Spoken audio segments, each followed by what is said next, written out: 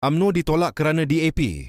Sejarah politik Malaysia bercerita perkara yang berbeza. Setiap kali UMNO mengalami kemerosotan sokongan, ada pihak cuba meletakkan kesalahan kepada kerjasama dengan Pakatan Harapan atau DAP. Namun jika diteliti sejarah politik negara, hakikatnya kemerosotan UMNO bermula jauh lebih awal daripada pembentukan kerajaan perpaduan. Selama puluhan tahun, saingan utama UMNO dalam kalangan pengundi Melayu bukanlah DAP, tetapi PAS. PAS dan UMNO sentiasa bersaing untuk kumpulan pengundi yang sama. Jika PAS mahu berkembang, UMNO perlu dilemahkan. Jika UMNO mahu bangkit, PAS pula perlu ditewaskan. Sebab itu sejarah politik negara dipenuhi episod pertarungan sengit antara kedua-dua parti.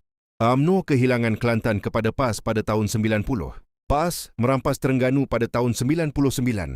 PAS menembusi banyak kubu tradisi UMNO pada 2022. Semuanya berlaku tanpa kaitan langsung dengan DAP. Malah dalam beberapa pilihan raya, PAS sendiri pernah bekerjasama dengan DAP melalui pelbagai gabungan politik, termasuk APU, Barisan Alternatif dan Pakatan Rakyat. Pada masa yang sama, UMNO pula berdepan serangan politik berterusan daripada PAS selama puluhan tahun melalui pelbagai naratif dan kempen yang cukup keras. Kemuncak kepada kemerosotan UMNO berlaku pada PRU 2022, apabila PAS dan Bersatu berjaya menembusi banyak kawasan Melayu yang selama ini menjadi kubu kuat UMNO. Ketika itulah UMNO mengalami kekalahan paling besar dalam sejarah moden parti tersebut. Bukan kerana DAP, bukan kerana PH, tetapi kerana berlakunya perpecahan undi Melayu yang memberi kelebihan kepada PAS dan Bersatu. Ironinya, selepas UMNO mengalami kekalahan teruk, pihak yang paling kuat menyerangnya kembali mengajak UMNO bekerjasama untuk membentuk kerajaan.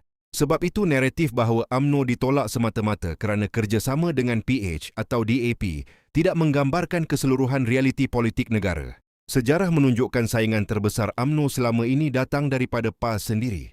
Dan sehingga hari ini, perebutan sokongan pengundi Melayu antara kedua-dua parti itulah yang paling banyak membentuk lanskap politik Malaysia.